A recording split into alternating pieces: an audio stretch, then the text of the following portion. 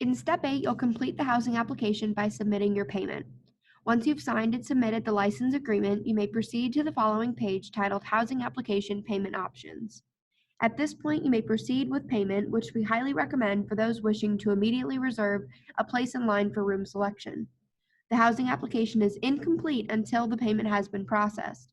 However, students may opt to log out of the housing application and re-access the housing portal at a later time in order to complete their payment. If you choose to log out and submit payment at a later date, all application components prior to payment, including the signed the license agreement, will be saved. But this does not mean that your application is complete until you make the payment. The housing application payment is a one-time non-refundable fee.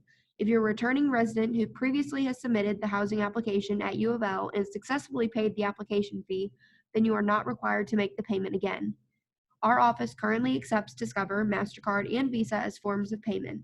If a student or guardian does not have access to one of these credit cards, then we recommend purchasing a prepaid credit card with one of these vendors. Our office does not accept checks or cash as a form of payment. To pay, you'll select next to which one you want. So the housing application payment, pay a one-time non-refundable $100 application charge. And then the following screen will appear. To do this, you'll select make a payment, and then you'll put in your credit card information as follows.